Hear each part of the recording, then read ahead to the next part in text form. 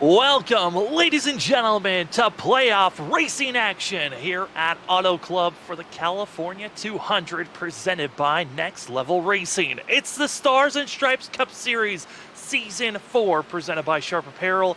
We're excited to get you to playoff racing action. Last week, got to see some playoff racing action where Cameron Sartin locked himself in. We cannot wait to see how tonight's race goes because this is the last race of the round of 12. Only 2 races for this round to see who's going to move on to the next to still have championship hopes in their eyes. My name is Sam Dyer. With me is Zach Hall. Robert Moyer is going to be running productions here this evening. 100 laps here at Auto Club. But like I said, this is the last race before we get to the next round. So we got to look at the playoff picture on what they're dealing with because it's going to be a hot, heavy battle for these drivers to deal with. And Zach, I got to say, this is a lot closer than it was last week. Yeah, it's definitely gotten a little bit closer, than the start of those playoffs here. And now coming into Auto Club tonight, there's a lot of chances for a lot of drivers to be, moving in or moving out of those playoffs. So it's going to be an interesting battle all the way down to the end. We've got to look there in that 9th position. Aaron Hell, he's the first driver looking out while you have Derek Offman there on the cut line, along with Christopher Wade on the outside looking in. Those are some drivers who've had some great seasons down there near the cut line. And I tell you what, McNally's a pretty far shot out at 28, Sam, but I personally feel like, Bowling, Wade, and Hell, they have plenty of chances points-wise to get this done. Yeah, I mean, if we look at a more normalized point system, I would say Tim McNally is in a must-win scenario, and Kyle McCoy would practically be already locked in. But because the point system is so different, we're going to do as best that we can breaking it down. If you win, you're locked in. Cameron Sartin did that last week at Bristol. But 2nd place to 15th place, each position is in a difference of 2 points. 2nd place is going to be having 55 points, and it drops all the way down to that of 29 points for 15th place. Then 16th all the way down to last place. It is all positioning difference by 1 point.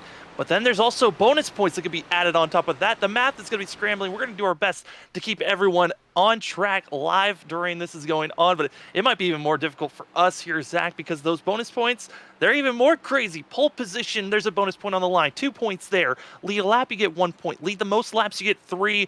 But the big chunks of points that you can grab, 5 points if you don't get any incidences. Well, I tell you one thing, the drivers out there tonight cannot complain about not having opportunities to get points. I mean, that's really why this is so wide open. And really the only driver that is sitting here safe tonight coming into it is Cameron Sartin. He is sitting there saying, all right, this is very easy to come here because I've got that win from last week in Bristol. He can just kind of have this as a momentum race to build up into Dover next week.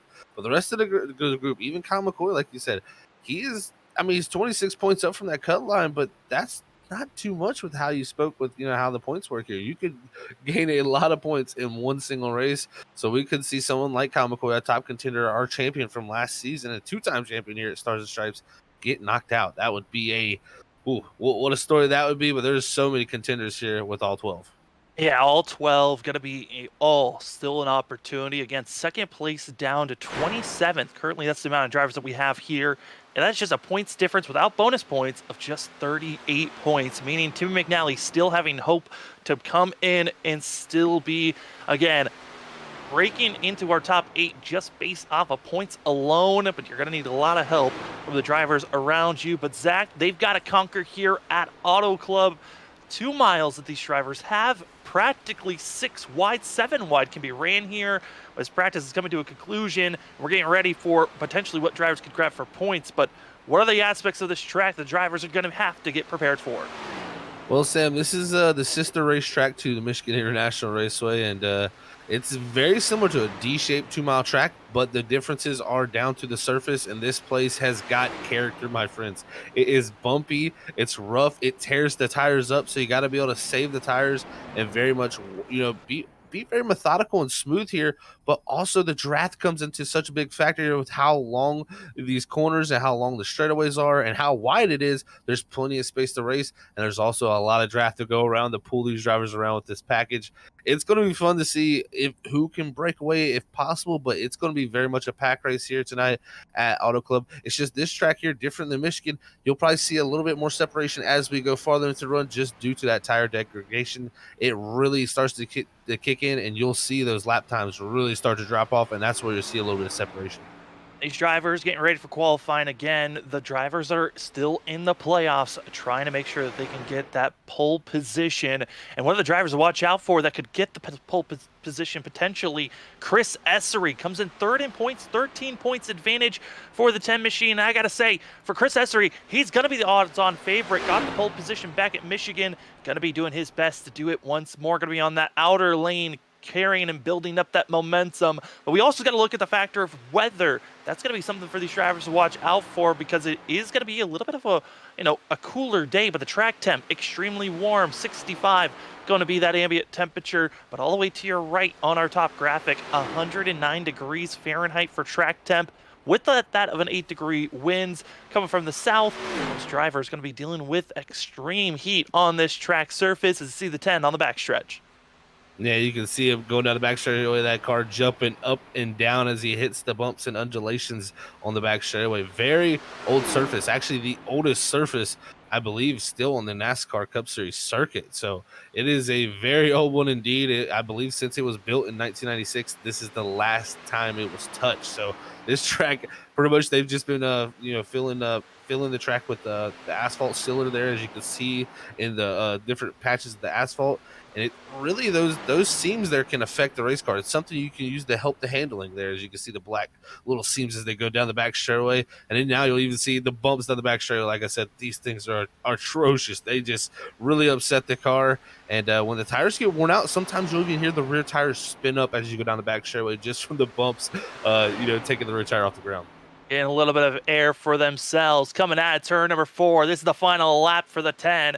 Here comes that of Chris Essery trying to put down a burner of a lap time, and that first lap did not count. The second one comes across the line, and it's not going to be enough. 8th place going to be for the 10. Top of the board is going to be the 7, Kyle McCoy, who also has shown a lot of speed here. Previous winners of this track going to be season 1 in the ARCA cars for that of Nate Lynch, and as well last season when they were racing the Xfinity machines, that of Dylan Grimm, as that of Andrew Medlin, a winner of this season. The 12's been looking very consistent throughout this season, looking to find a little bit of extra speed for the 12 coming out of turn number 4. Yeah, definitely, indeed. Some great runs for a lot of these drivers throughout the 2 times we've been here in the past with Stars and Stripes. But right now, Nate Lynch, like you said, he's a winner. He's right there in that 3rd position. But look at this, Ken Campbell up top on the board. I'm not surprised by that, seeing that. He won at Michigan. Like I said, the sister track to Auto Club is Michigan. Very similar. The only difference is this place is very worn out, but he also won at Atlanta. So you could kind of compare those 2 surfaces from Atlanta and Auto Club. So I think Ken Campbell, he may be looking to be one of our favorites here, no doubt, here tonight. And Campbell also came away 2nd at the starting grid. It's coming across the line. It's going to be that 24. Going to be seeing Brian Lynch starting his qualifying. Brian Burchett in that of the 33. Going to be finishing up his time for that machine. Actually going to be starting his 2nd lap. Going to be 22nd on the board currently. Hoping to find a little bit of extra momentum. And some other drivers that I was expecting to find some speed, potentially top the board. Thought maybe Scott Rickard was going to be one of those drivers. Qualified 4th at Michigan. Not the best run for the 05. Going to be 15th currently. As here comes the 33, just wrapping it on the inside, trying to get as low as possible and letting that 33 drift up, utilizing the whole entire track for speed and momentum. And here comes that Brian Burchett, who's going to be coming across the line. And it will at best that 33. First lap was a 41.3. 2nd lap going to be bumping up to 15th with a 41.294. As the rest of the field seems to be cooling down on their lap, except for this driver, Aaron Hale, driver that is right outside of the bubble line here. Zach, out of turn 4, he's needing this speed. Yeah, we'll see what he can produce with this lap time. 2nd times have been the better one. He was 10th on the board for the first time. He'll pick it up there and go up to the 8th position. So 2 spots up for him for a 41.169 for the 4 Aaron Hale, who's looking to move himself up into contention for those playoffs. Well, just like that, pole position goes to the 15, as no one else is going to be on track, able to finish out this time. Qualifying coming to a conclusion. And what a run it was. It's going to be the 15 of Ken Campbell getting the 2 extra bonus points for the pole award. And for the 15 machine, came in last week as our odds-on favorite based off of points. Didn't have the best run at Bristol, hoping to have a much better race here tonight as the drivers are gritting up. Means it's time for us to take a look here at the starting grid. It's going to be the 15 of Ken Campbell, top of the board with the 7 of Kyle McCoy in second place. Nate Lynch going to be in third with Dylan Glass, as well as Trey Jackson finishing out your top 5 with that of Derek Offerman, Patrick Hastings, as well as Aaron Hale, George Kovacic, and Kyle Bowling is going to be finishing out your top 10. In the 11th position, it's going to be the 46 of Jason Gratton. Alongside him is going to be the only driver locked into the round of 8. That's Cameron Sarton there in the 13 machine in the 12th position. 13 is going to go to Mike Lynch in the 2 machine. 14 is going to be Timmy McNally on the outside looking in, trying to get up into that top 8. 15th is going to go to Brian Burchett. 16th is going to be the 209 of Travis Start. 17th, tough qualifying for 05 of Scott Rickard. 18th is going to be last time we were here at the Xfinity Cars Dylan Grimm winner here at Auto Club. 19th is going to go to Andrew Medlin, and rounding out that top 20 is the 10 of Chris Esser. Then you find Doug Pierce in the 39, going to be in 21st position with Brian Lynch, Christopher Wade, that of Cole Sacchetti. Then we have also got race control back, going to be that of Randy Cornwell coming back after missing last week with Bill Dart, as well as Max Ward, going to be your 26 drivers racing here tonight. That means we take away another point. That means there's only 37 points on default, not accounting for bonus points that are going to be out on track, because Randy Cornwell will not be racing here tonight. Zach, a little bit of a smaller field than usual, but still a good pack to be seen. This track, you noted on it, the draft, going to be something huge for these drivers to look out for, but we're seeing a lot of our top 12 drivers that are in the playoffs still racing for a championship. They're scattered through this whole entire field. What's got to be thinking for the drivers that are further back compared to those that are up front? Well, you got to be patient, Sam. If you're not patient, you can easily get damaged in this race, and that could be an early way to put yourself back farther just due to a little bit of a crinkle fender. That's all it takes here. This aerodynamic racetrack here, a little bit of aerodynamic drag will take you backwards here. And it's so tough when it's, a pack race like that. It really makes where the aerodynamics come into a lot more of a factor here, especially how high speed Auto Club is. So patience is going to be key, but they also are going to have to try to get positions. They cannot, stay back there. You talked about the point standings, how they are. They have to go forward. So it's one of those questions, how hard do you push it? You got to show patience, but you can't lay back for too long because, 100 laps is over. If you wait too long, you could be out of position and be just knocked out just by a couple points, and that's all it could come down to, you making it into the round of 8 or not. I mean, your whole entire season is coming down to this 16 races, and for 4 drivers, their championship hopes are going to end here tonight. But for 8 other drivers, they're hoping that they can continue on. We only know 1 driver that is officially locked in that is still racing for a championship, and that's going to be Cameron Sarton, who's got to feel comfortable in the middle of the field after winning last week at Bristol. But up front, Ken Campbell, Kyle McCoy, Nate Lynch, Dylan Glass, Trey Jackson going to be your top 5, as well as that of Derek Offerman going to be your top 6. Ready to get roaring here at California and Fontana. Are these drivers ready for tonight? We'll see in these first couple of laps. The madness about to get off. The paced car decides to drive off into pit road, meaning it's all in the hands of Ken Campbell as we are ready to go green flag racing for the California 200, presented by Next Level Racing. We are green as the drivers roar down into turn number 1. Great start from the outside line there. The 7 machine of Kyle McCoy. You guys had nose ahead here, heading down to 1. But it's going to be Ken Campbell trying to take it back on the bottom in that bottom lane.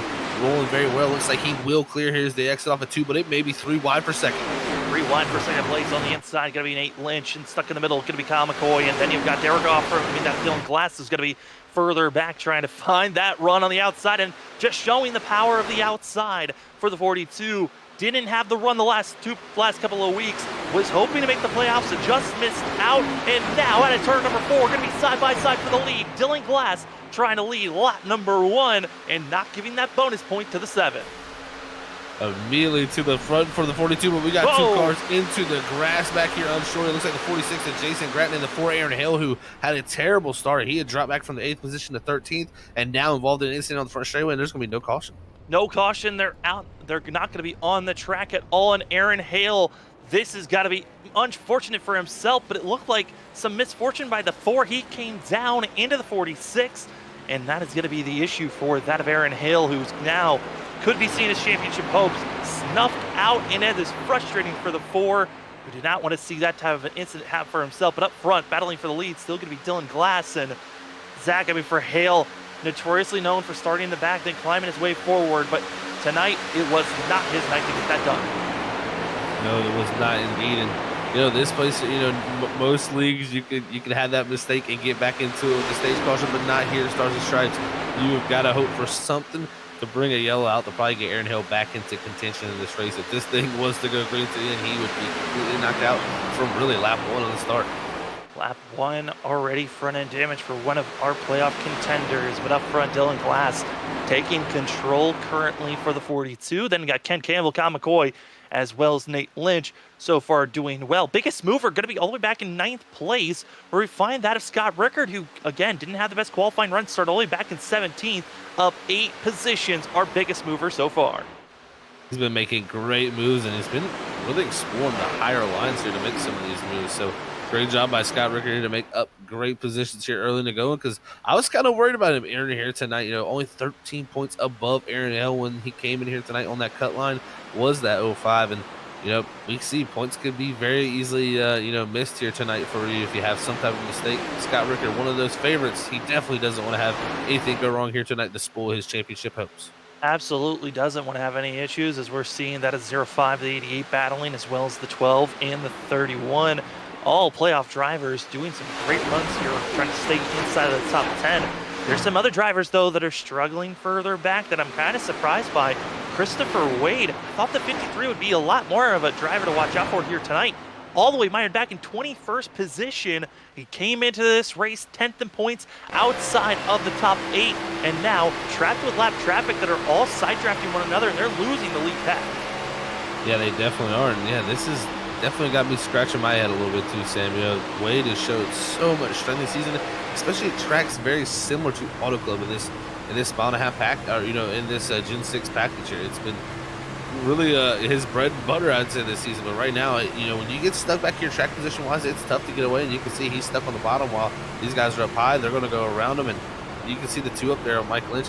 He's had troubles already. He's got a good bit of right side damage. I had seen him having a little bit of issues going through the corner before, but yeah, it looks like he's got some damage from somewhere there throughout the first couple laps. But yeah, definitely an unfortunate start for Christopher Wade, who really needs a good race.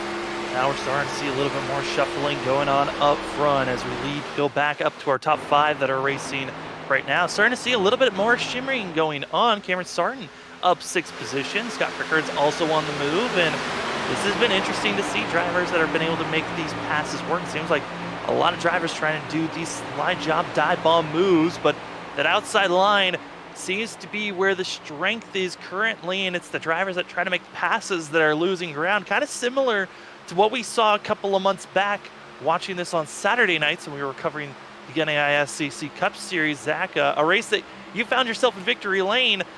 This is going to be a difficult one for these drivers just based on watching. It seems to be kind of hard for a majority of these drivers to make passes and to make them stick. Yeah, it's very difficult. This track here, especially with this package, it's very dominated by that high line. As you can see, McCoy has now gotten up front, but it's Dylan Glass and him battling still right there as they fight down the front straightaway. But it's so tough. You have everybody lining up here on this outside line, and watch this. They're going to start to check up here. We actually had this same incident in that race there that I was involved in. It checks up there in the 1. Everybody's not trying to go to the inside. Normally, if you had to run, you were that close to the driver ahead of you, you would take that chance, not lift out of the throttle, go to the inside, try to make the move. But here tonight, you're going to see drivers backing out of it, just waiting on the outside, because they know if they take a chance to go to the bottom and they don't clear the driver ahead of them and get back up top, like the 13 Sarton's trying to do there behind McCoy, if you don't get back up top, you're going backwards, because that train behind you is just going to be drafting by, and you can see they're stuck on the bottom. You're going to go back. You got to try to slide in there. It's dangerous to do it, though. It's a little bit of blink, and that's gets a little bit hairy when stuff like that's happening. We season 1 winner of this track, Nate Lynch, with a little bit of blinking issues. Kind of saw that hesitation from the 13. Thought he had an opening to come up. That blinking kind of scared the 13 even more as they almost ran right into one another. But right now, also another driver that's been doing a great job moving forward. Kyle Bowling's leading the charge of drivers that are on the biggest moves right now for the 44. Qualified up in 10th place, up to 4th now. And as well, the battling's going for the lead. I mean, Zach, these top three, they're shuffling back and forth. That of Ken Campbell, Dylan Glass, Kyle McCoy, they're willing to go 3 wide. And here we go again, cross the line, 3 wide. And it's going to be seen that once again, Dylan Glass always seems to be leading, even when they're coming across the line. Impressive stuff here. Great racing up front from this group, and they're taking risks right now. They're trying to make moves, and like you see behind them, the drivers were more electing to stay in line. There's contact there between Dylan Glass, but great save by Ken Campbell. I'm about to check out that front end there for him because he might have caught a little bit of fender damage there from that. Yes, he did a little bit of fender damage, but not too bad. Just a great save from that 15 lap. Great sportsmanship over the radio. Dylan Glass immediately said, my bad, my bad. Did not realize the 15 was going to be making that same exact move at the same time. And contact was made. 3 wide going to be going on here for second place. Is Kyle McCoy finally able to say that he's led a lap? It's been Glass that was hounding him and not letting him do so. But, I mean, we're starting to see it now. The 13, Cameron Sarin, our star of the season, rookie of the year winner. The 13 has been doing a fabulous job for himself, racing around drivers that are veterans. Some are champions. For Kyle McCoy, he wants to get himself back into victory lane as he hasn't done that in quite a while for the 7. He wants to get back to his playoff winning ways. Last season, won 4 of the 5 playoff races was the 7. It was just this race at Auto Club that he was not able to win. Yeah, very, very, very true. This is the one that did get away here, Sam. And you can see here as we're looking at Ken Campbell and Nate Lynch. They're on the bottom here, and finally Ken Campbell can get up. But you can see how much you suffer when you go on the bottom if you can't get back in line up top. Ken Campbell fighting for first, second, and third there for the majority of this run so far. Now Meyer back a few more spots as you have drivers like Offerman there looking to the outside. Luckily doesn't get it done there as that got a little bit close there between Medlin, Lynch, and all that whole group. I have to take a look here on Derek Offerman because I think there was a chance. I think he did brush and he did. There is some right front damage on that 20. Did brush the wall, so that's going to be damage that he's got to be worrying about. And right now, Zach, with how aggressive everyone is getting right now, willing to try to make some passes, I would say some of the drivers further back, such as Trey Jackson, Timmy McNally, they're not in the worst spot right now. You know, yes, they're not leading laps. Yes, they're not getting those bonus points. The way that this front group is racing and how aggressive they are, I would say you're not in a bad spot just in case they cause a big one up front. I don't think you're in a bad spot at all, Sam. Personally, I mean, you know, if I look back at my own race here, I started on pit road and rode in the back for majority of the race, and you'll let strategy come to you to get track position. So sometimes there's different ways of doing it. Sometimes it's saving the tires like this guy's here, just riding back here, trying to stay out and, you know, stay in tow and keep the draft so you don't, you know, lose these guys up ahead. But just far enough back where if something does happen up here with how hard they're racing, you have enough time to react because no fast repairs here. You will quickly lose speed if you get any bit of damage here. So we'll have to see how that works as we're on board with Sketty. But I think we got a battle for the lead there is Bowling. He's trying to make a statement here in the playoffs as we've had some type of a mediocre season, I'd say, compared to his Xfinity Series. But now you're battling for leading this race. And it's one of those things where Kyle was just one of those drivers, Kyle Bowling, that is trying to get himself into victory lane. It's been consistency that has gotten this 44 into the playoffs, and now finding himself surrounded and hounded. And it's going to be side by side, taking the crossover move. Going to be that of the 44 trying to do another move on himself. And you're seeing the draft kind of be a little bit helpful here. And Zach, I got to say, this we're running the Gen 6 Cup car, same Cup car we saw you win. This seems to be a little bit more racier, though, since the last time we saw these drivers racing the Gen 6 at Auto Club. Yeah, it definitely does seem pretty racy. I think it also helps these guys just seem to be willing to risk it, man. I got to give them the credit. They're willing to risk losing spots where some people, you know, aren't willing to lose positions. They just want to hold station because they know if they lose those couple spots, they might not get it back later. These guys all just seem like they're going for it. This is great racing here as it's 3 wide for majority of these laps up front. This is the big thing that we love about Auto Club, the different types of lanes that you can run. You can be 3 wide comfortably, 4 wide comfortably, you could say. I would say if you really could stick it and these drivers could hold their line straight, you could even try to go 5, even 6 wide through these corners.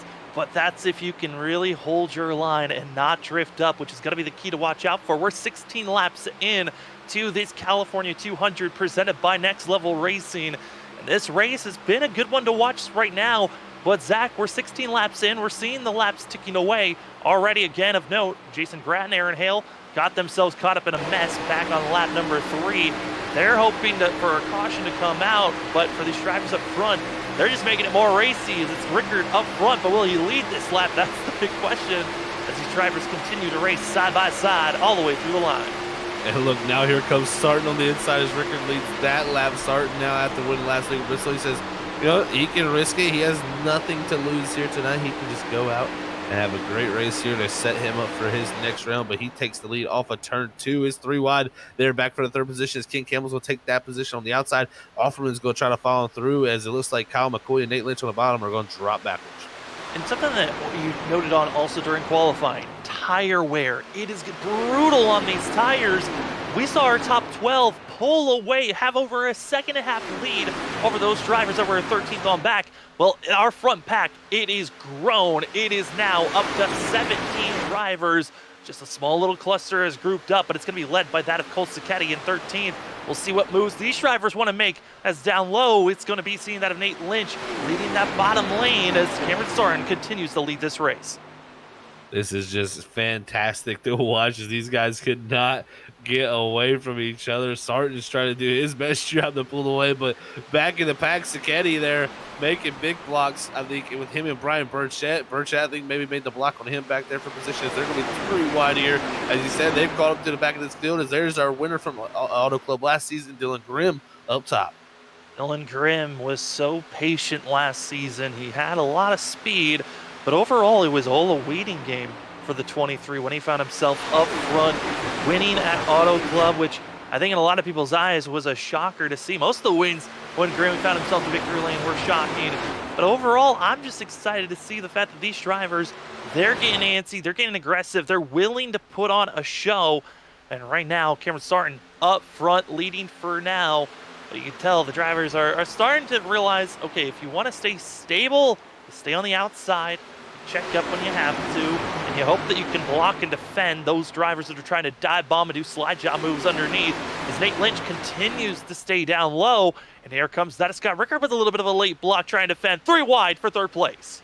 3 wide once again, like you said, for 3rd place. King Campbell on the outside, Nate Lynch on the bottom, and it's Kyle McCoy, our champion for last season, right in the middle as they head through 1 and 2.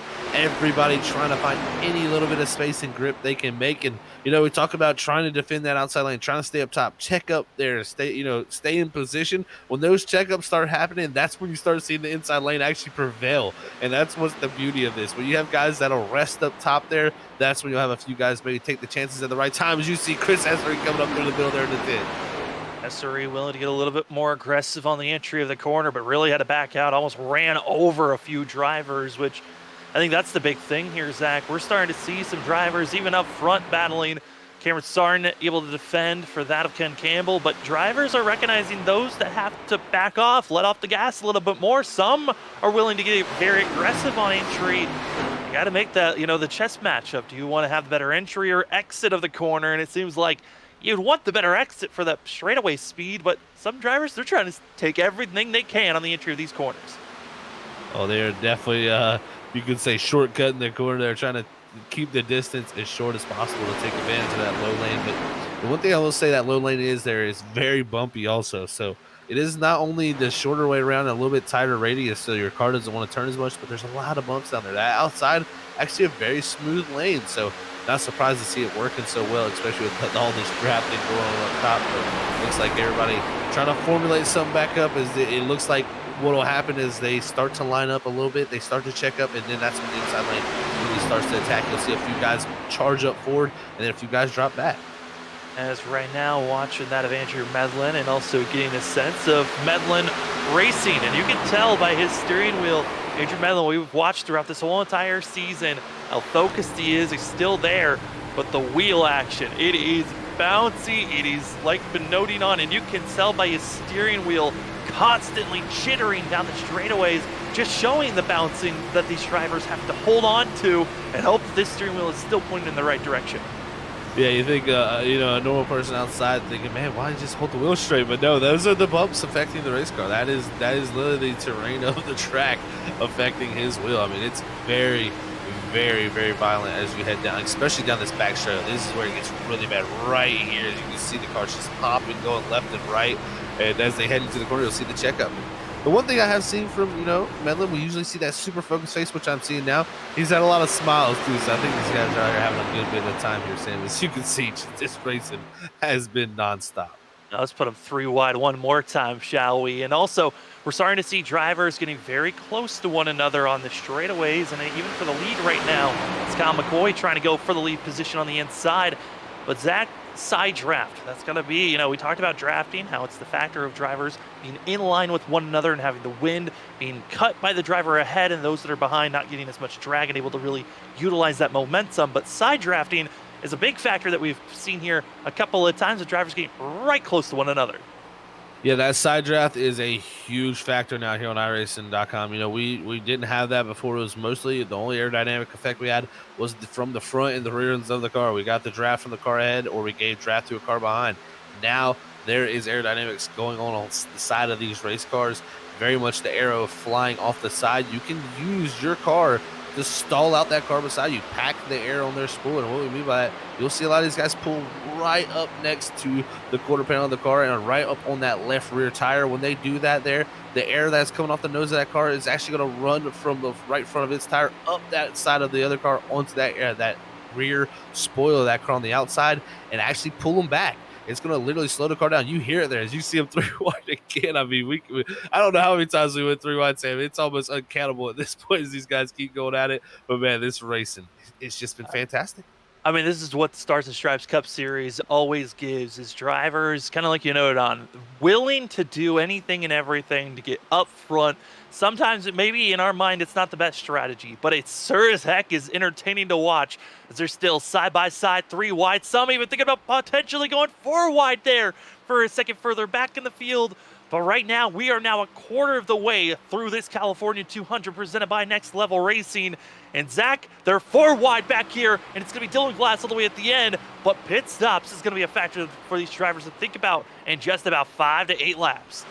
Yeah, pit stops definitely are limited. It doesn't seem like that there, as we had 4 wide for 3 times there in the matter of almost, half of a lap. So amazing stuff to see as you can see McCoy trying to break that draft, trying to do his best here before the pit stops. But yes, Sam, I think pit stops are coming up very soon. You're not going to be able to do this race in a 1-stop, so a 2-stop is what most likely these guys are going to be going towards. And that lap 33 to 34 range is right around where you would want to start that first stop for a 2-stop strategy on a 100-lap race. These drivers come in with 90% fuel load for themselves, 3 sets of extra tires in pit road to work with, no fast repair. Meaning if you get any type of damage, you're going to have to get repaired in pit road. As for right now, all 25 drivers still out on track. We were initially going to be scheduled with 26. Max Ward missing out on the start, which means there's another point that's going to be missing out there. We have 12 drivers here tonight racing for an opportunity to stay in the playoffs. 12 of them. That being Cameron Thornton, who locked himself in last week at Bristol, winning there. Kyle McCoy's got a very comfortable points lead, as well as Chris Essery, Scott Rickard, Ken Campbell, Trey Jackson, Andrew Medlin, and Derek Offerman. The top 8 drivers coming in. Aaron Hale was number 9 and was on the closest to lock himself into the top 8, but caught up in a wreck with that Jason Bratton on lap 3 that did not bring out a yellow flag. The 4, as well as the 4, that of the 46, going to be that of 26 or more seconds down than our leaders. They've got a lot of ground to be making up. They might need a yellow to come out, but right now, I'm loving the fact what I'm seeing from the 44 Kyle Bowling, as well as Stephen McNally staying with this lead pack.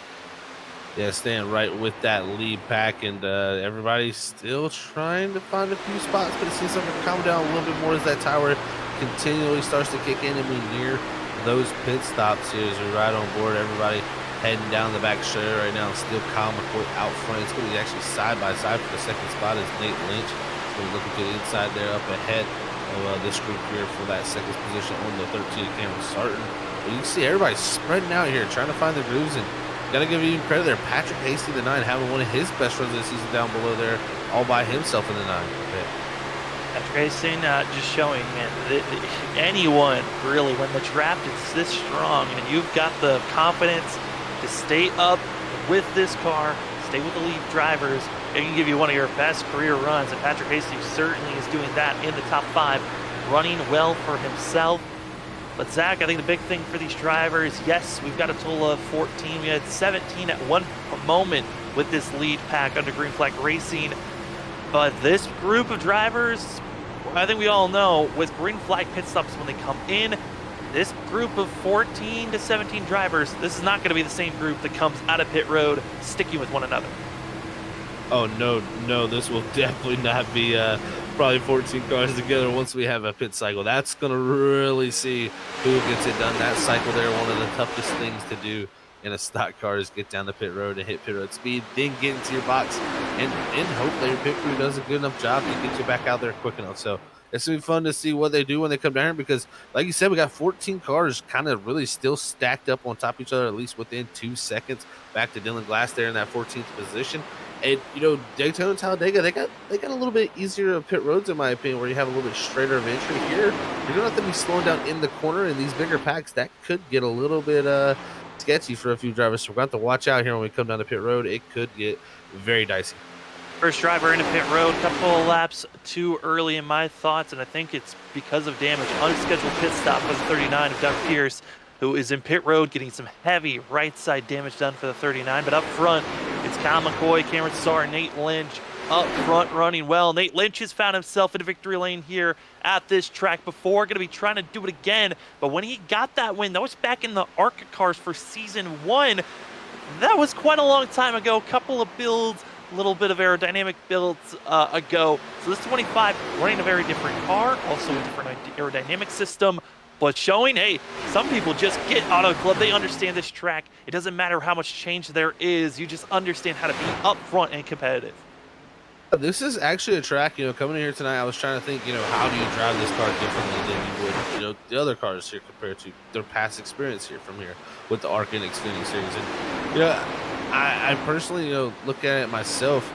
You drive very, very similar to every single car you come here. You know, the line is very similar. Even the throttle inputs is very similar. So I'm not surprised to see, you know, Nate Lynch carrying that, you know, prowess over. So good to see him running good once again here at Auto Club. And this Cup car he's showing, I mean, he could be in the road for a win. He's going for second here. Also looking back at that season 1 win for Nate Lynch, the driver that actually led the most laps at that race was Kyle McCoy, who's leading right now currently up front.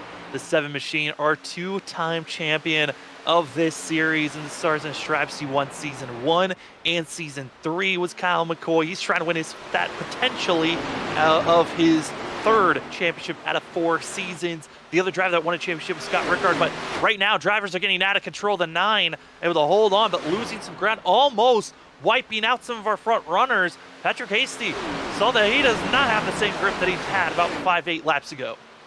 Yeah, he just went from the 4th position all the way back outside the top 10. So tough ordeal there for the 9 of Patrick Hasty. Lost all grip very quickly there. He'll slot in above that 31 of Trey Jackson there for that 11th position. That's going to slot McNally up into the top 10. Good job for him there. Get himself up to the top 10, but he's going to need a little more than that. He may have to go up here and win this race tonight, possibly. Biggest mover for the night was most of the night was Scott Rickard, who was up the most positions. Well, now you can give that crown to Chris Esserian, 4th, up that of 16 positions. Started back in 20th, didn't have the qualifying run, but really this 10 has been kind of doing a flip-flop on us. Of you might not have the best qualifying run, but that race pace has certainly changed. The long runs have been where the 10 has been finding that extra speed. So we saw a couple of aggressive moves about that of 15 laps ago, and those moves have enabled the 10 up to 4th, but we're starting to see our top 3. They're starting to pull away just slightly. The draft still there for that of Chris Essary and Ken Campbell, but it's interesting to see we're 36 laps in, still no one is coming to pit road of our front drivers in this lead pack. But Zach, the old tires, the tire wear, starting to show a little bit more evolution of who can break away compared to staying back. Yeah, this is a little bit interesting as we get farther and farther into it. Like I said, the tire wear is just mega here, so I'm not surprised to see that really happening for the this group up front. But we'll see when they come down the pit road. I wouldn't think they can go much more than 40 laps with a 90% fuel load. Is our leaders are pitting this time up front. They're going to be coming down. Looks like Medlin's going to follow them through. Medlin's going to be coming through. A lot of drivers coming in. I love the aggression though from our leaders. That of Kyle McCoy as well as Chris Essary were very aggressive into pit road, hoping that they don't get caught with any penalties. Everyone that came in did not get caught speeding into pit road. But now we got 11 drivers still needing to come in. That's going to be Nate Lynch, Ken Campbell, as well as Scott Rickard, Derek Offerman, Kyle Bowling, Timmy McNally, Trey Jackson, going to be our front runners in that lead pack. And then you also got Dylan Grimm, that of George Kovacic, Christopher Wade, and also that of Mike Lynch, excuse me, that still need to come into pit road.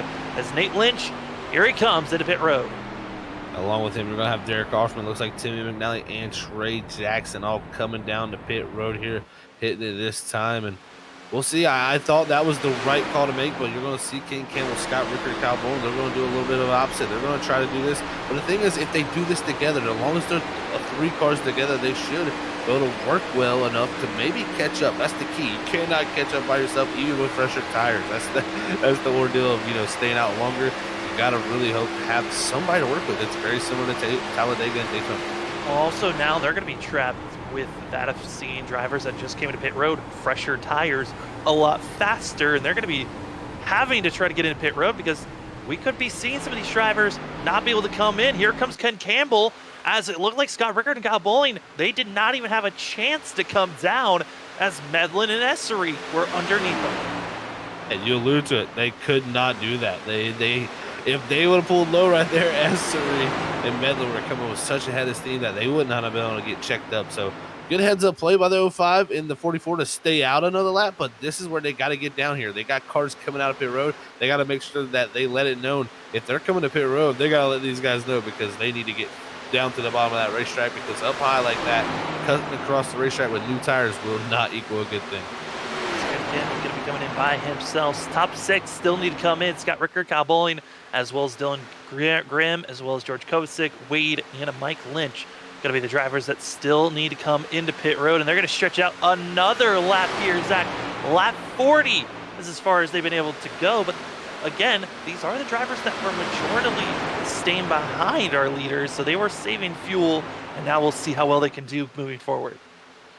Yeah, we'll have to see how many more laps they can do. I don't expect too much more. I know they won't be able to get to that 50 mark, and that is just not going to be possible in my opinion with it, especially with the 90% fuel. Maybe if they had the 100% fuel, that would have been close, but here they're going to see Bowling and Rickard, I think, going to be coming down this time here as the new tires go around the outside. But I tell you one thing, these pit cycles, like you said, Sam, we came down, you know, it was 14 cars before the whole thing started to pop off. I guarantee you right now we're going to have very many different little groups once this all sorts out. Yeah, and again, staying out for another lap could be Grimm, Kovacic, waiting to see. Yeah, Christopher Wade's going to stay out an extra lap, and Mike Lynch. So, interesting call for these drivers that are staying out a little bit longer, but they're trying to make sure they've got the best tires possible, and any tap advantage is massive here at Auto Club, but the time that you're giving up, it does not seem like it's equating to the time that you're going to be able to gain with those fresh tires. Yeah, especially, you know, not being in a group. That's going to be another big factor for you. You know, when you have so much fresher tires, a lot of times you pull away from drivers or you just tow them along. So maybe you'll go out there and tow somebody along and help them out. But yeah, you know, waiting too long here sometimes, especially at places like this where it's very much a pack race, you want to get down soon, get with people, and make sure you got some help because these places are essential. You go, you know, 2 to 3 tenths faster sometimes when you're in a pack compared to just riding balloons or all alone. So it's definitely interesting to see. But yeah, Grimm going to keep it out this long, and Kovacic we'll see along with Wade there. It looks like he's stayed out also along with Mike Lynch. Yes, top 3 still need to come into pit road, and it looks like for George Kovacic, he's just going to continue to stay low. This could be the lap for the 65 as he's slowing down and still keeping up with pace, but now going to be on the brakes. The binders, 65 into pit road. This go around, Christopher Wade's going to stay out for an extra lap. Mike Lynch stays out for an extra lap. This is gutsy, especially for Christopher Wade. Again, a driver that is outside, needing this bonus point, trying to get that 1 lap led. So now has the bonus point for the 53, but Zach, I think there might have been just hoping for a caution at this point. We're past that. We're coming up to halfway for this race, and now Christopher Wade is needing a caution to come out to make sure his championship hopes are still alive. Yeah, I think he noticed that, you know, the pace has just not been there tonight, or he just got stuck back in that one group for so long that he wasn't able to make up the ground. Even if he pitted on cycle with them, he figured might as well go for the points here and hope for some type of reset because he's going to need that anyway. So why not go out here and stay out a little bit longer? And I tell you what, he's stretching his fuel way longer than I thought was going to be possible with a 90% load. That of Chris Wade and Mike Lynch, they stay out for another lap, and they just continue to push it out. And Mike Lynch is now slowing down a little bit more. He's losing ground to Christopher Wade. They could be thinking about stretching it here, Zach. I mean, the difference between first and second is that of 1.3 seconds, but then you go back to that of Kyle McCoy, who's in third. Between our leader and third place, 16 seconds is the difference between those drivers. Kyle McCoy is in full song, full send. He is trying to catch up to our leaders immediately. While Christopher Wade is in a little bit of fuel saving mode, and he's running about 2.2 seconds slower than his best time for our leader, Christopher Wade. So he's losing ground, but it could be a fuel save to try to see what does it look like if he tries to stay out here until halfway. Would he be able to stretch it out and potentially go for a win if he just goes for one stop? That, in our eyes, I thought that was going to be impossible as well. Yeah, this is kind of blowing my mind right now. As we come in here on lap 45, this is 5 laps till that halfway point. You know, we haven't had a caution tonight, so he hasn't had the help of that. This has been solely off of him saving, but right here coming down pit road on lap 45, so 5 laps short of that halfway point. Same for Mike Lynch there. So it looks like the final 2, they're going to come down here, Sam. Unfortunately, not going to be able to make it for that one stop. Yeah, they're going to be 10 laps shy if they even push the same distance they did this go around, which is going to be leaving us with these 2 drivers, Kyle McCoy, Cameron Sarton. They will now be taking the lead for the 7 and the 13. The rookie who came in this season and has been just so fast, consistent. You thought he could have potentially 5 wins this season, only has 2. But then you look back to, I mean, you look at our leader right now, Kyle McCoy, the defending reigning champion from last season, 2-time champion of the Stars and Stripes series. You got the new versus the old, and right now this is the duel that we are loving seeing. Oh, we definitely love to see this. And this is shaping up right here. This could be what we see coming down to that final race. You know, these are definitely 2 of those top contenders that are left in this top 12. And, you know, we know Sarton's going on. McCoy looks like he's making a strong case to push himself through to the next round to defend that championship. I tell you what, this race ain't over yet. We haven't even got to halfway yet. We're nearing it, but it hasn't got to halfway yet. We've seen how crazy these races can be at Stars and Stripes. You can be the dominant driver and not end up with that finish that you deserve. We've seen it multiple times from that 7 machine even this season. I mean, he's dominated races and had little things come up, little hiccups that just have not allowed him to go into victory. But I tell you what, it's playoff time. Kyle McCoy doesn't lose playoff time too often. Yeah, I know it's one of those things where it's incredible to watch when drivers just turn it on late when they know it's championship run. Well, right now we're seeing this is those drivers in 3rd, 4th, and 5th. They're trying to run down our leaders. That gap 5 seconds from 3rd to 1st place. They got a lot of work if they want to catch up and get to our leaders. But for us, we're going to step aside. When we come back, more racing action here at Auto Club for the California 200, presented by Next Level Racing for the Stars and Stripes Cup Series Season 4. This is the last race of the round of 12. Who's moving on to continue to race for a championship? We'll find out when we come back.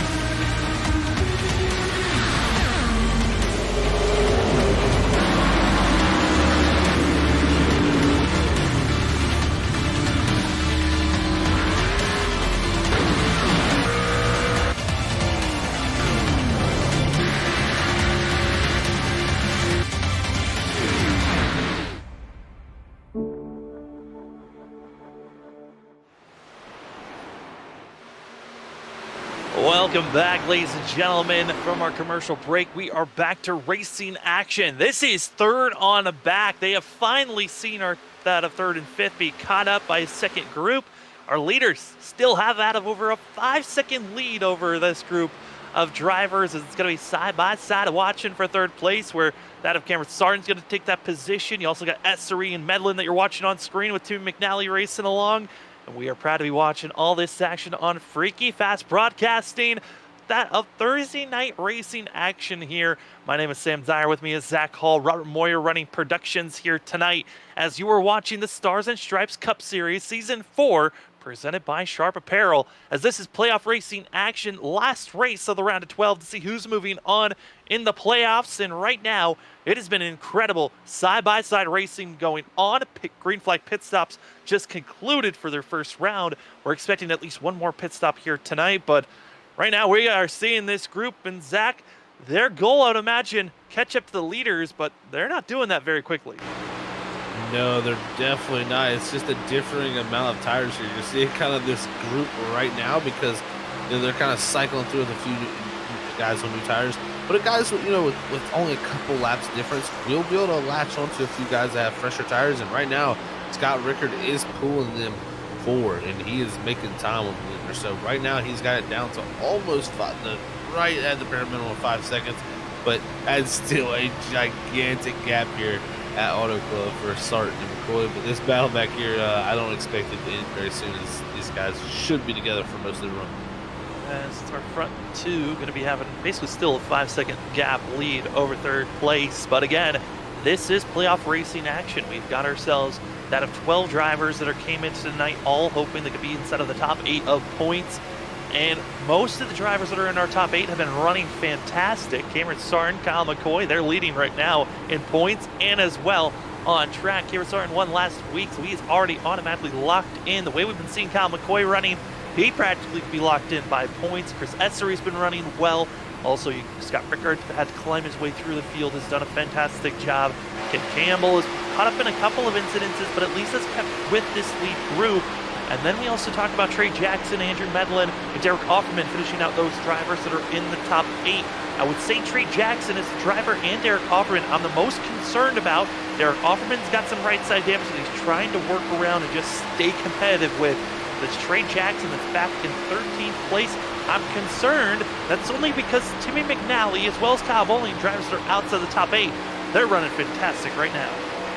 Yeah, this Timmy McNally, he's having a great run when he needs it. And I mean, showing again his prowess at these bigger speedway tracks. And we just had, I think, Dylan Glass right behind him, along with Offerman. Possibly both get up into the wall and check both of them up. That's going to let Ken Campbell behind this group make the pass. And 2 laps before this, Ken Campbell had the save of a lifetime for him. He got a little bit of a bump from the 9 of Patrick Hasty going down the one behind this group here we're watching right now. And he was dead sideways. I mean, pointing towards the infield. Saves that 15, keeps it straight right now as he moves it back into the top 10 as he passes Dylan Glass to take 9th.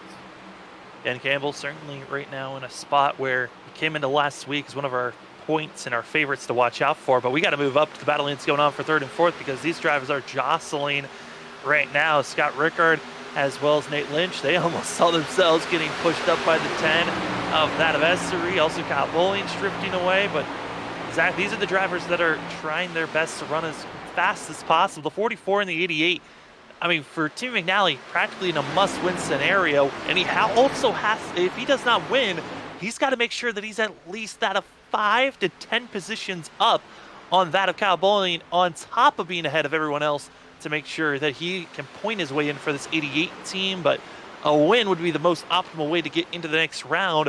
While the 44 of Kyle Bowling's, he's in the best position right now based on the drivers that are ahead of him in points on where they're racing. The 44 could sneak his way into that of our championship in our final Elite 8. But that's if he doesn't get caught up in a wreck with this aggressive racing. Yeah, because he's right in the middle of it for sure. There's, you see him drop back there on the bottom of the 44 is the 25 of Lynch, Rickard, and Medlin there, the first 3 battling hard, but you also got this group with 2, McNally right there and Chris Essery. So, yeah, I mean, McNally, like we said, he's got to get some really good spots, but Bowling is definitely the driver sitting in the best position. McNally, with the way Bowling's sitting, it's almost a little bit makes it more of a tougher scenario for someone like McNally to get in both points so close throughout the field. Anybody can get out of this race if they just have one mistake, no fast finish. I'm trying to do some quick math. Because the point system is so different than most other point systems, as we are now on lap 60 of 100 here for the California 200 presented by Next Level Racing. We have not seen a yellow flag incident happen yet. We have seen an on-track incident, but it was not deemed for a yellow flag or a caution. But back to the points. If you win and you haven't won and you're in those, playoff contention, if you win, you're locked into the next round. But from second down to 15th, second place has 55 points, just base level of that where you finish. That's not accounting for bonus points. And then you drop all the way down to 15th place. That's where 29th points you can get. 29 points you can grab. And the differences from each position inside of our top second to 15th, 2 points for each position, meaning just 5 spots away from one another. That's 10 points that you could be gaining on that driver, which that's exactly what we're seeing for the 44 of Kyle Bowling over Trey Jackson that's back in 13th. Putting right now, if they finished where they lied, Kyle Bowling would be missing out by just that of 3 or 4 points over the 31. Yeah, this is going to get real close. I mean, like you said, with the 2 points separating, the top 15, that makes it, like you said, 5 positions. That's 10 points. That is a gigantic gap. Usually what we would think it would be. You usually would think that's 10 positions, but it's only 5. So everything is about half less there, but then it goes back. It's only 1 point after that. So definitely a point system that gives these guys the ability to do stuff. The ability was almost to go into the wall there as Esser McNally almost made contact as Esser was trying to squeeze up into that position, but was not clear there. As the 88 was there, that could have been a lot worse. McNally luckily lifts out of it, and they keep it straight. Also, another thing is 0 points. I mean, if you get 0 incident points, that's another bonus point that can be grabbed for these drivers. And with that being said, Derek Offerman, who comes in as our bubble driver, has already clobbered the wall. Those 5 bonus points could be already taken away from the 20 machine, who was just 6 points ahead of Aaron Hale, 9 points ahead of Christopher Wade, 18 points ahead of that of Kyle Bowling, and 28 points ahead of Tim McNally, showing that for the 20 machine, that's 5 bonus points that are massive that could have kept him inside of our Elite 8 coming to the end of the night. Yeah, and luckily for his sake, though, right now for Offerman, he's only got 2 drivers behind him that could technically take the spot from him, and that would be the 42 of Dylan Glass and Brian Burchett. It would be about another 6 seconds down the road to Cole Sacchetti, but Sacchetti is running, a good bit quicker than these guys up ahead of him, about a half a second faster, so he could be there quickly. But then the Travis Starr, it's a very, very wide margin, over 11 to 12 seconds back to him. So if Offerman could just, hang on to it, at worst, I'm looking at top 15 for him, but man, that's still, like you said, got the incident, so he definitely not going to have the 5 points. And if you got a group of guys who do get those 5 points and a couple more bonus points to finish, as many positions ahead, Offerman, with that win to get into the playoffs there and into the round of 8, he could very well be looking out here after 2 races. One of those things coming in with this playoff action, you had that of 5 races. And for the first 4 races, it was round elimination racing to see who's going to be in the final 4 to race for the championship. First 2 races, Bristol and here at Auto Club. The next 2 races are going to be even a bigger handful. You got Dover next week starting out the round of 8, and as well that of Homestead going to finish out the round of 8 to see who will race at Nashville Super Speedway for that of the Season 4 Championship of the Stars and Stripes Cup Series.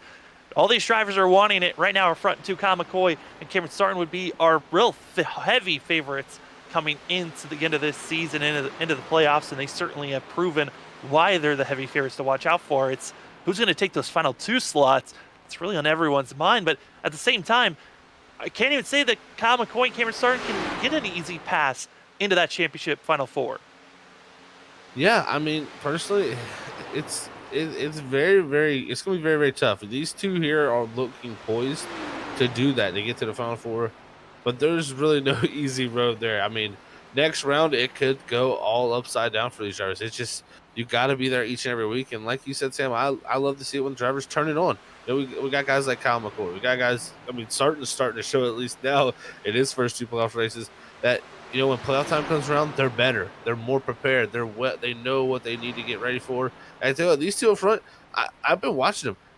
They haven't really been working together too much either. They've been kind of battling. You know, McCoy's been throwing the block. Sargent's been trying to make the move, but the 7 and the 13 here, you know, you would think they would probably not fight each other too hard here, trying to keep the gap they have. But I think they're just having some fun out here battling for this win, as they know it may come down to these two even at the end of this thing.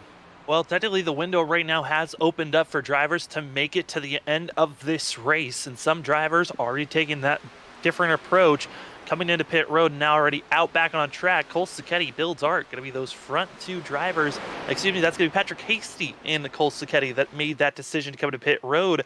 And here comes that of Kyle McCoy now into pit road. Ooh, this is an interesting call from him, Sam. I almost question this. He's going to come down all by himself here, and pretty early. In fact, I mean, that's a pretty early stop from when he pit at lap 36 last time. So, you know, not going the farthest amount, really only going, you know, 32 or really only 31 laps that run. So, you know, about 5 less than his run before. So we'll see if it works out. But he wants to go and see if he can put a gap between him and Sargent, and then not have to worry about him for possibly the rest of the race.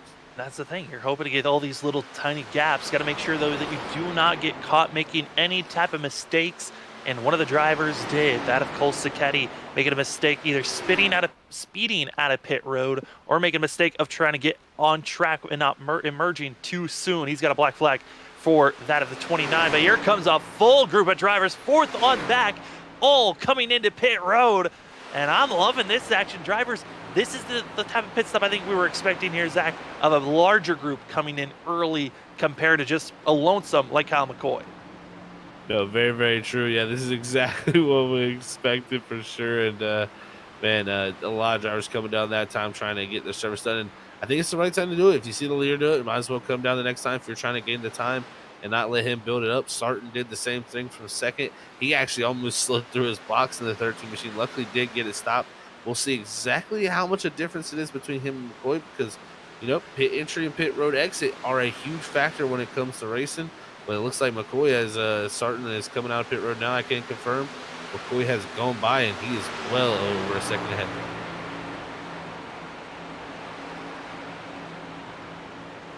It looks like the 42 here, Dylan Glass, still out front. He's going to take over this top position here on lap 70 with 30 to go when they cross the line next time by. We'll see when he elects to pit, but Scott Rickard pit from the lead there from this last time. We'll see if Glass elects to do it, as the next driver behind him yet to pit will be Christopher Wade, 10 seconds behind. So a wide gap here for Glass all the way back to that 53 machine. Still got 3 drivers still need to come to pit road. Glass, Wade, and Travis Dart. Kyle McCoy, like you said, pitting early. And with the way that the pit stops have gone, and just with a 1 lap advantage, 3 seconds is the difference between Kyle McCoy and Cameron Sargent. A massive advantage by just coming into pit road. I'm wondering for Cameron Sargent, if he had stayed out another lap, had maybe a 2-lap advantage, how much more pace he would have been able to gain. But just recognizing losing too much ground, didn't want to do that anymore, as Travis Dart comes into pit road, leaving us with just 2 more drivers to come in. And this gives us a little bit of a breather and a break to talk about some of our amazing sponsors, starting things off with Advanced Sim Racing. Advanced Sim Racing, one of your one-stop hubs to go get yourself a racing chassis, rig, monitor stand, whatever you need to make sure you've got the most elite racing rig out there. Advanced Sim Racing has got you covered. And if you go to the website, use our promo code, that of FreakyFast5, get 5% off at Advanced Sim Racing. And as well, that at ButtKicker. Feel what you've been missing. ButtKicker's got themselves a game or two. If you have, wanted to elevate and feel the rumbling and the tussling of what it's like to feel a V8 engine or any other sound effects that's on your computer, videos, movies, get yourself a game or two to feel instead of just hear the sounds. ButtKicker, feel what you've been missing and use the discount code FreakyFast20 for 20% off. Zach, right now we're waiting for our front 2 to still come to pit road. I gotta say, for Kyle McCoy, this is looking like a brilliant stop for himself, but that gap is starting to dwindle down. as right now we still wait for Glass and Christopher Wade coming to pit road. Yeah, still waiting on those top two yet to pit. McCoy not too far behind Wade. It's about 11 seconds from Wade here in the second position. Back to our leader of the drivers who have pit, Kyle McCoy there in the 7 machine. But yeah, McCoy losing a little bit of time. That time right there, almost a whole 3/10. And the thing is, McCoy can be a little bit, save here. If he's smart about it, he's got the gap to save, because if that 13 does continue to charge up like this, he gets to that draft range, he'll be there quickly. So McCoy's got to think about, if that 13 does catch, he needs to have some bit of tire left. He cannot try to go out here and just destroy the tires trying to keep out of his draft, because if it's inevitable at this point, if he's got that much fresh, if the one lap fresh tires is working that much better than him, it'll be inevitable for him to get up to that second point. McCoy needs to save here to have something to fight him with, but at the same time, do you try to keep him out of it? It's a one of those catch-22s as a driver. Is what do you want to do? Do you use the tires or do you save them? As you can see, there is a consistent gain that's going on. Cameron Sarton closing in on Kyle McCoy, and it's really not a big surprise. The one lap advantage here at Auto Club is so much more time gained than what other tracks might be, and so right now, Cameron Sarton was 3 seconds when Kyle McCoy was at his biggest of gaps. Now it's almost down to just 2 seconds between that of third and fourth place, as we still wait for our front two of that of Dylan Glass, Christopher Wade. Two drivers that we know for sure cannot make it on fuel. But they're going to try their darndest if they can do that. But Kyle McCoy now going to be about 5.5 seconds, almost just a full 5 seconds back from second place of Christopher Wade. So that second place position for Wade, any net gain of him trying to just stay out and potentially try to run this thing out of fuel, it's now just wait for a yellow to come out, which we have not seen, Zach. We're now 3/4 of the way through this race. No yellow has been thrown. And we continue to stay green. Yeah, not uncommon for this Auto Club Speedway, man. This place can very well be a great, it's a great race where the action is very wide and broad, where you can really make a lot of moves. But when you have these long green flag runs, you have pit strategy start to play out. This is when this track spreads out and you can see these super, super long green flag runs. It's something about this track. It always seems to go long green once you get one green flag stop here. So we'll see how if it goes to the end. There is still a questionability of, always a possibility of a caution. But right now, if it goes to the end, Dylan Glass, Christopher Wade, they are not in the greatest positions here sitting there. And especially Christopher Wade, who needed a fantastic run tonight to get him up into the top 8. Everyone should be good to make it to the end, except for about 3 or 4 drivers that are in my window of might not be able to make it. We know about our front two, Dylan Glass, Christopher Wade, but also last driver on the lead lap, Aaron Hale, who was caught up in a lap 3 incident with Jason Gratton, one of our playoff drivers, that of Aaron Hale. He's going to have to come to pit road. He's been out there for 41 laps, cannot stretch it out to the end. He's actually kind of on the same strategy of Dylan Glass, is the 4 and the 42. Another driver that's in my radar of potentially will not be able to make it is going to be that of Mike Lynch in the number 2, who is already a lap down, might be 2 laps down when he makes his final pit stop. As the laps continue to tick away here, Zach, that gap for third place also starting to shrink up a little bit more. But if we stay green, that gap between 4th and 5th, that would be Cameron Sarton and Chris Essery, which would be, once pit cycle's through, that would be potentially 3rd and 2nd place. It is not changing. It is just a brawl going on right now for that 5th place position on who is going to be going for 3rd place here tonight if we stay green.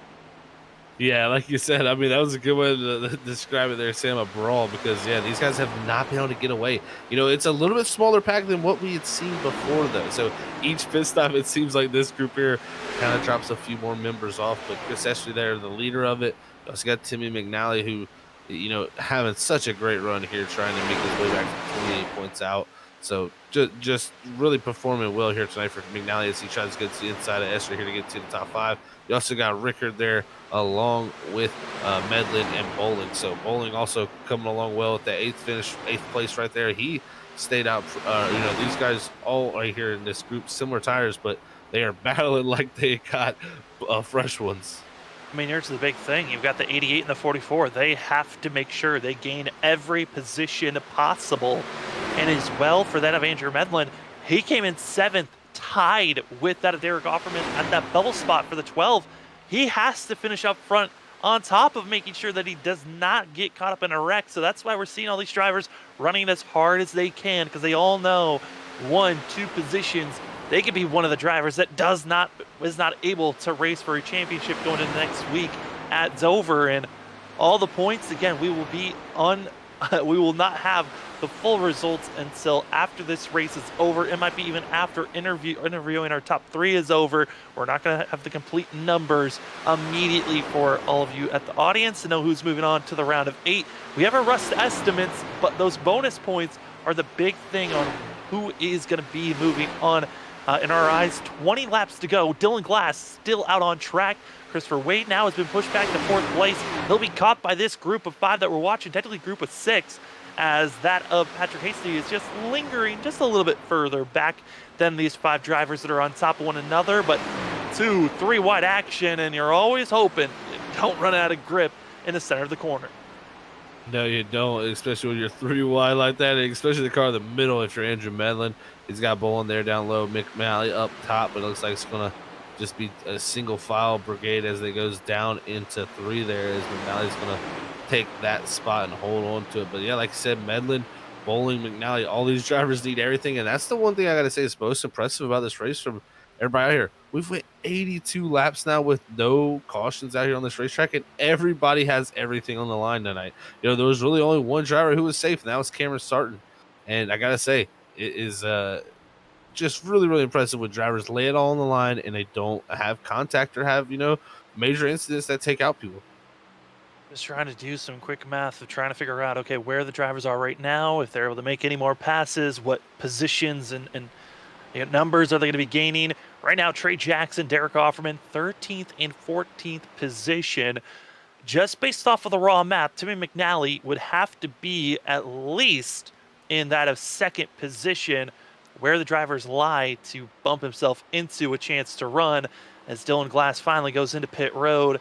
And as well, we're going to be waiting for Christopher Wade to make this pit stop that it could really change up a couple of positions that could be gained, which now this is hurting Timmy McNally the worst of this all, because Kyle Bowling, he only had an 18-point difference to Derek Offerman, also was a 21-point difference compared to Trey Jackson, meaning that he only has to be that of 10 positions to 11 positions up over Trey Jackson and Derek Offerman to make sure that he is in the good, and he's in a pack where if he finishes in 13th, he'll be in a very close proximity of being able to point his way into that of Elite 8. Oh, so many things that could happen here in these final 15 laps here at this racetrack, man. It is going to be fantastic to see how it all plays out. But McCoy, he is, got to say, just been steady here. I've seen last lap before Sarton had a major mistake. I mean, you're looking at a 42.77 up front from Kyle McCoy lap time wise. Back to the Cameron Sarton, he had a major mistake, 43.49. So, I mean, you're looking at almost upwards of over a half a second, upwards of 3/4 of a second there, all of time lost there for Sarton. So that's a tough break for him. And Chris Esther and them are closing in on Christopher Wade for that 3rd spot here as that group looms. Just looming and waiting, and that Christopher Wade has been caught now. As he'll stay high, the rest of the group's going to dive it down low. Chris Esri, Andrew Medlin, Scott Rickard, Timmy McNally, Kyle Bowling, Patrick Hasty going to be loving to take this spot from that of the 53, who just has to linger and wait. And Timmy McNally going to be trying to utilize this draft to keep himself at least side by side for the battling between himself and Scott Rickard. But Zach, I mean, this has been incredible to watch. We're now coming up to 15 laps to go for these drivers to see who's moving on to the Elite 8 here for the Stars and Stripes Cup Series Season 4, presented by Sharp Apparel, as this is playoff racing action at Auto Club for the California 200, presented by Next Level Racing. It's Kyle McCoy, Cameron Sarton, feeling comfortable on where they're at, and for Kyle McCoy, he's got even a bigger gap and a bubble to work with, but this is the group that we're watching currently 3rd, back to that of 8th. These drivers are still on top of one another, and this is the closest group of any drivers on track, and they continue to just keep it close. And hot and heavy. We know, Zach, when you get to those final 10, 5 laps to go, the focus starts to linger away when you've been green this long. Oh, no doubt, Sam. I mean, personally, the focus is already probably starting to linger for a few of these guys, but if you need those positions, you've got to lock in at this point. And there's a few guys that are trying to do that. I got to give credit to Medlin there. He's really, him and Chris Essery starting to pull away from that group there behind for that third and fourth spot. So Essery and Medlin trying to do their best to get away. Boland's trying to get his way past McNally, but as he tried to do that, Scott Ricker got by him. As you can see, they're bound down the back straightaway here. And Patrick Hasty's now up into this picture, too. So this is definitely not what Bowling wants to see here. He wants to have as many positions as possible along with 88 McNally. Remember, Bowling, where that of Trey Jackson and Derek Offerman are running right now, with Offerman being in 13th place. If the 44 can get up to third and finish there, and that means the 20 has to finish in that of 13th, Kyle Bowling could potentially point his way in to the Elite 8. But if he does not get up there, he's got to hope that at least he's going to be up in around that of 5th to 4th. If he can finish there without having any incident points, the 44 could then use bonus points to still point his way into the Elite 8, as the 20 has already clobbered the wall. He's already grabbed himself an incident point, meaning there's no 5-point bonus at the end of this race for the 20. Well, I'll tell you what, Sam, there's going to be some calculators smoking after tonight after they calculate all these numbers, because it's going to be real close, especially with the group that we're having that are not having good races, and the group of drivers that are having these good runs right here in this position. Is Medlin up ahead of this group here, trying to take it to that third spot on the 10 of Esser here and see if he can get up into the top. And Medlin, what a drive for him, man.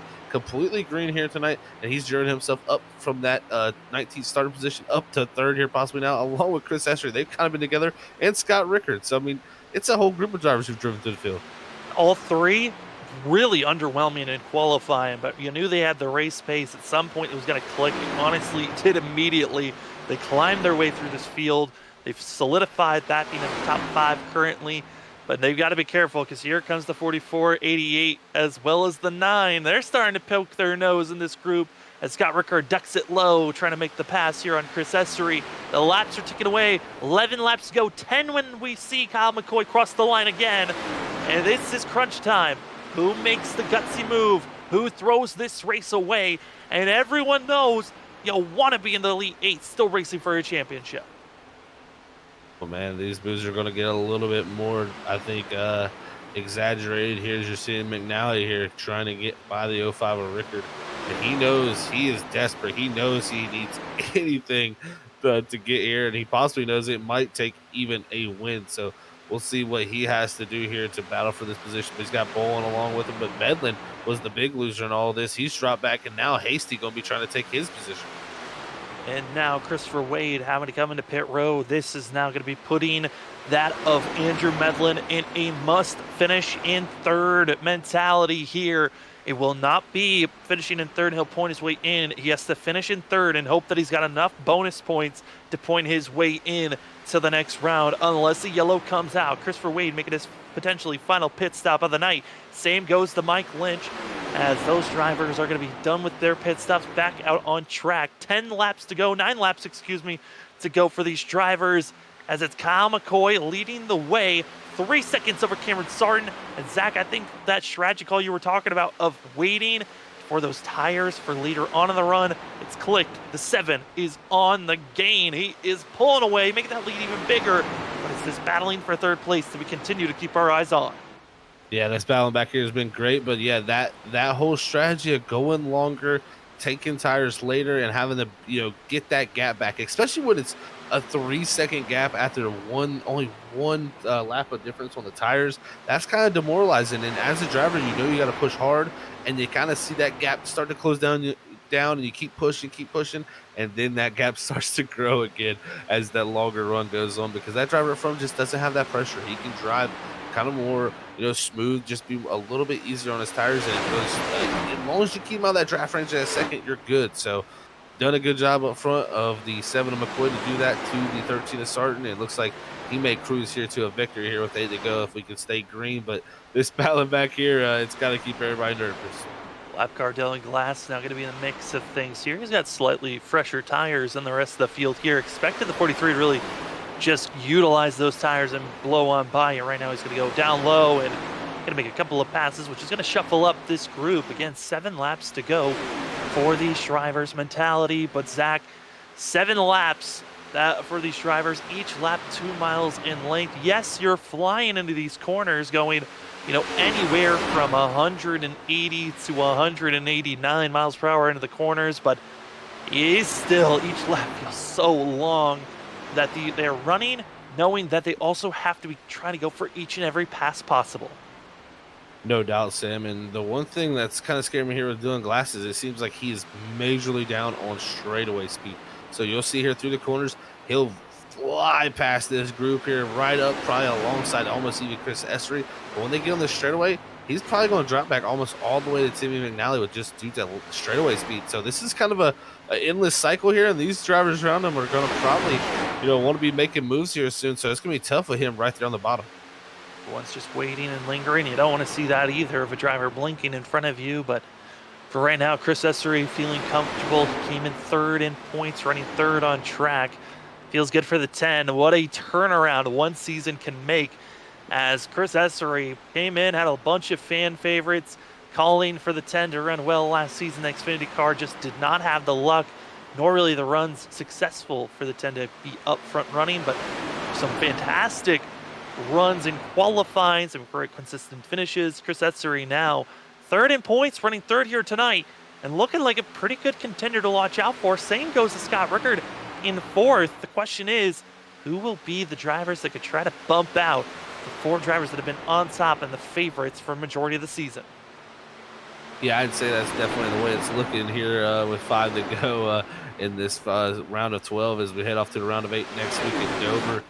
This is getting pretty close even with points here. This is going to come down to it. Medlin's there still trying to get by McNally. Can't get it done as he stays ahead of Patrick Hasty. But you're going to see now Dylan Glass up in line with him. This is going to shake things up a little bit as he goes back down to the bottom. But I think he may pull out of the way this time as he keeps it low. But that car definitely very slow on the straights, and it's not allowing him to utilize those fresh tires.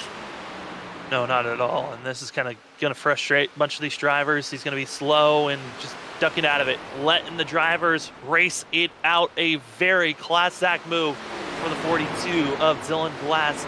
Again, a driver that was a lap down, doing his best, was hoping that he could utilize those fresh tires, wasn't able to, and now it is on 3rd, back to 8th.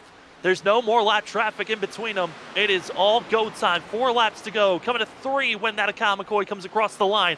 McCoy just has slightly gained that gap over Cameron Sarton. Sarton has over almost a 4-second gap over 3rd place. And it's these line of drivers who is going to make the push. Again, if they finish on where they're at right now, Kyle Bowling to McNally, they will not be able to move on into the next round. The 44 is the only driver that has a chance to try to point his way in, but he's got to finish in 3rd. But he's got to start moving for sure here in this 5th position with 3 to go.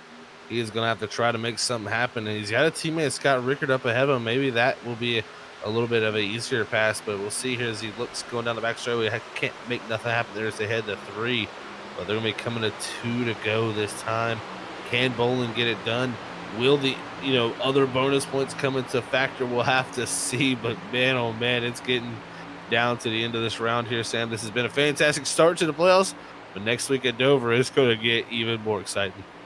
Over the Monster Mile, who is going to be able to survive there? And honestly, it's going to be a great way to start out. But as here comes Timmy McNally to the quarter panel of the 44, not going to allow Kyle Bowling to get too good of a run. But here comes the 44. Stalls out is the 88. Now Andrew Medlin thinking about giving a little bit of a bump. Got to be careful of those moments. 2 laps to go. Kyle McCoy wants the white flag. Once he gets it, we're racing it to the end. And there's going to be no chances of a yellow. Here comes the 7 across the line. It's your Freaky Fast. White flag in the air. We haven't shown him majority of the time because he's been so confident and comfortable. No lap traffic of worry. Kyle McCoy, what a run. The track that I think he felt like kind of got away from him last season during the playoffs. Well, this is the race that is going to clinch his spot into the Elite 8. What a drive for him, and behind him, that group is starting to finally make something happen, but Medlin trying to pass McNally is not going to get it done as they head down the back straightaway. They're still single file for the majority. Still single file out of turn number 4, coming to the line here for the California 200, presented by Next Level Racing. It's the 7, Kyle McCoy, back to playoff racing action and back to victory lane. Congratulations. And the giant pack further back, trying to make a dash to the line. It's going to be just that of Kyle Bowling coming away with 4th place. And that is right on the edge. Bonus points could be the reason why the 44 moves on into the round of 8. That is a great last pass for the 44. Yeah, great last pass for him, but also a tough break for Andrew Medlin. He drops back to 9th on that last lap. So he went from 7th to 9th there, lost 2 positions to Patrick Acey and Nate Lynch. That could change things up also. But Kyle McCoy, what a night for him. Kyle McCoy is going to be flubbing this one again. The race that kind of slipped out from him being able to say that he swept every single playoff race last season. Well, now he's got this one under his belt, continuing to try to say he can win at every single track that we go to. As 7 burns it down for Iowa State.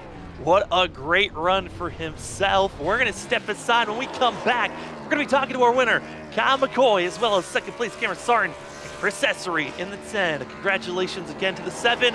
We'll be back in just a few.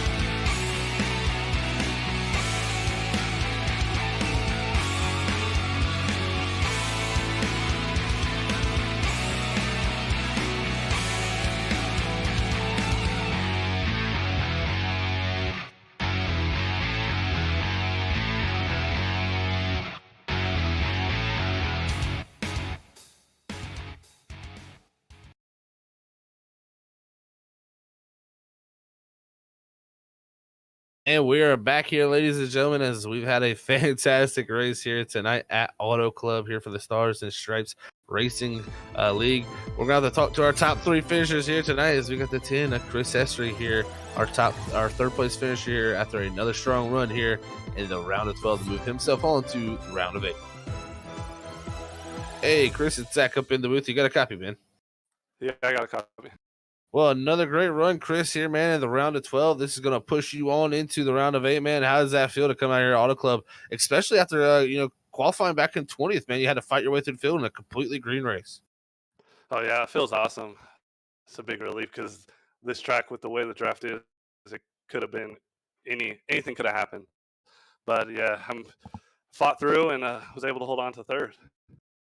Yeah, definitely a great fight for you to get up through there, man. We were watching you all night drive up through the field and look very strong indeed at it, man. But, now we go into that round of 8. It's going to get a little bit closer, a little bit tougher to get into that round of 4 for that National Super Speedway Championship race. But we got Dover and Homestead coming up, Chris, man. How you feel about that next round, and how do you think it sets up for you? Dover, I really don't like Dover at all. I'm not looking forward to that one. I'm going to have to do a lot of practice, but I feel really confident at Homestead, like confident enough to where I'm not really worried about Dover. Well, man, that's good to hear for your sake, man. We'll have to see how you can pull it off next week at Dover, but then we'll see what you got there in tank for at Homestead, man. But congrats on getting to the round of 8, Chris, man. You had a heck of a season so far up to this point, and congrats on getting 3rd. Before we let you get out of here tonight, though, man, anybody wants to shout out to? All right, thank you. I want to shout out to my family watching me. It's my son, Liam. I want to shout out my amazing teammates. Those guys are awesome. I wouldn't be this far in the playoffs without him.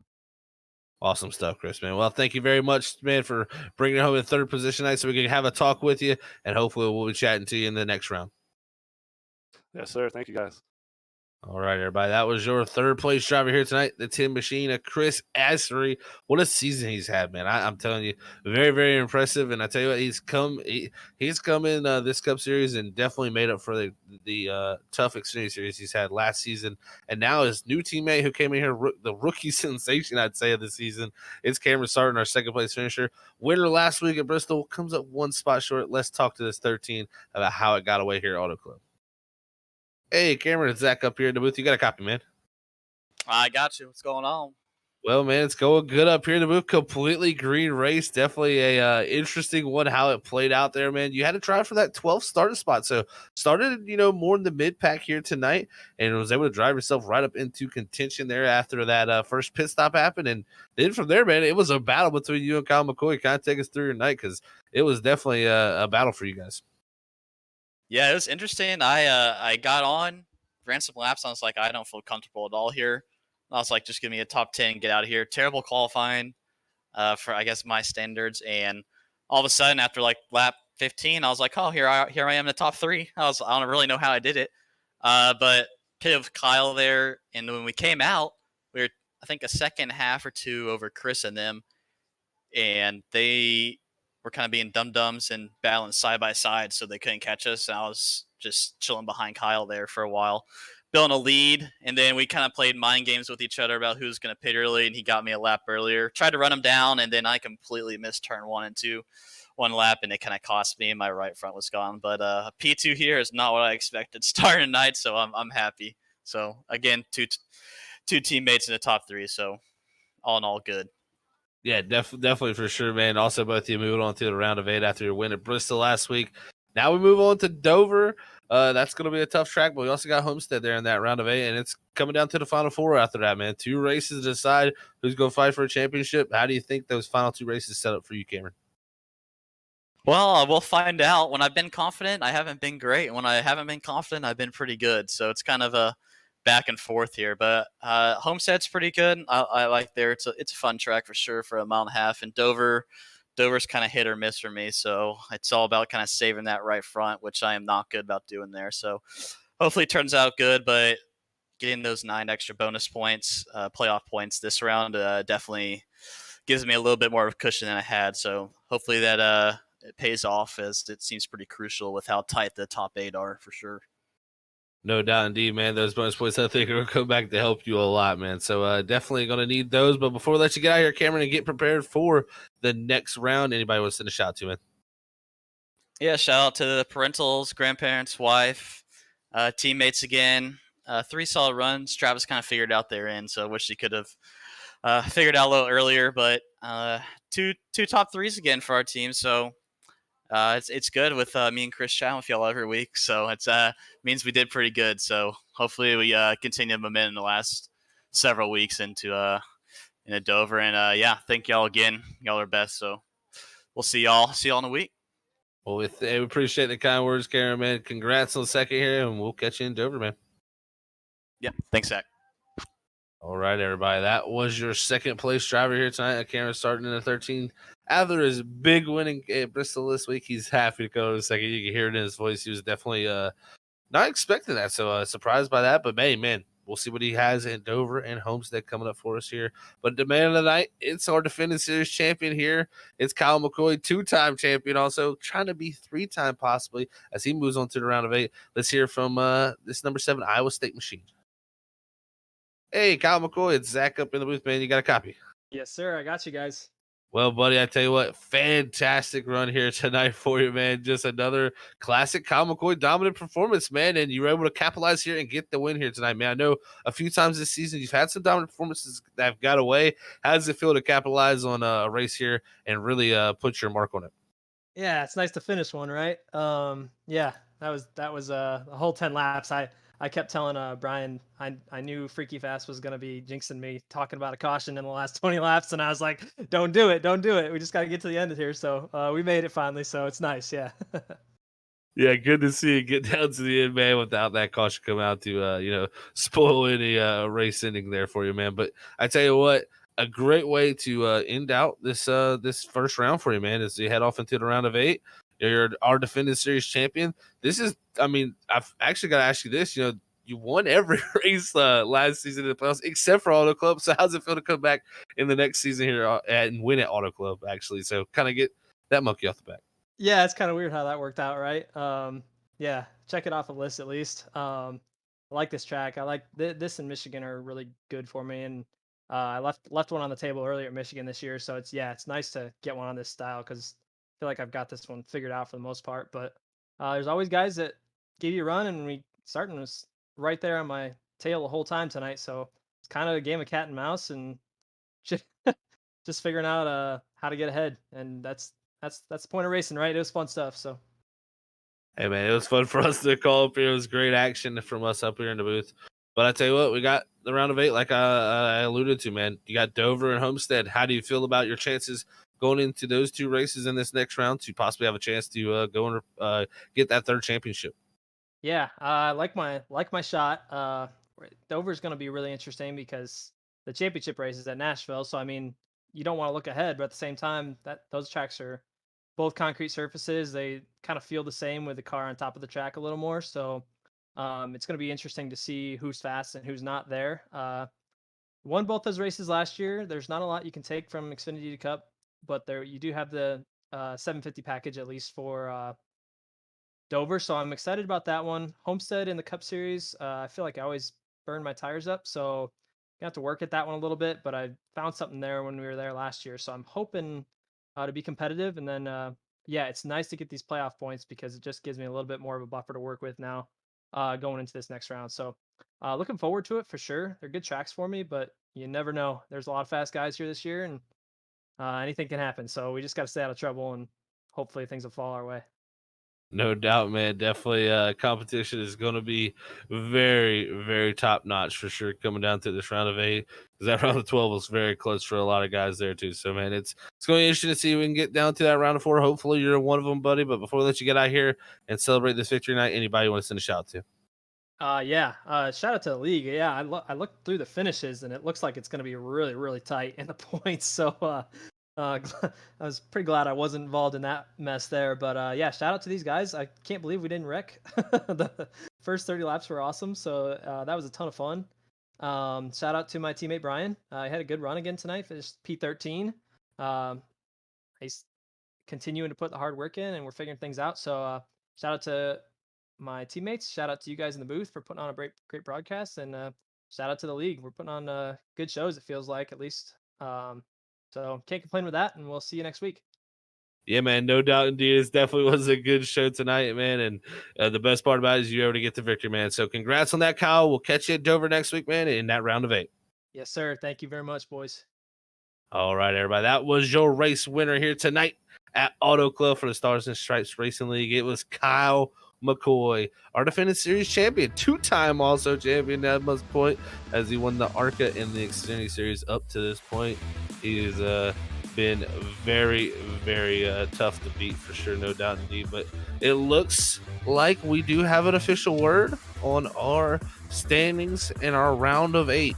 The 4 drivers I do have word to the drivers that are eliminated are Aaron Hill, Derek Offerman, Christopher Wade, and Timmy McNally. So it does look like Kyle Bowling will go on along with Andrew Medlin, Trey Jackson, Ken Campbell, Scott Ricker, Chris Essery, Kyle McCoy, and Cameron Sargent. So that's going to be your round of 8 there as we head off into Dover next week. It's going to be fun stuff to see. I tell you what, that is a great group of 8. Unfortunate to the 4 guys who are unlimited. They were so talented and so well to even get into the top 12 here at the Stars and Stripes League is so difficult. So, man, congrats to those guys at getting into playoffs, but next season, hopefully it works out better for them. As now we pull up our race results, and you get to see where your favorite drivers finished out tonight. Kyle McCoy, like I said, able to bring home that victory here tonight at Auto Club.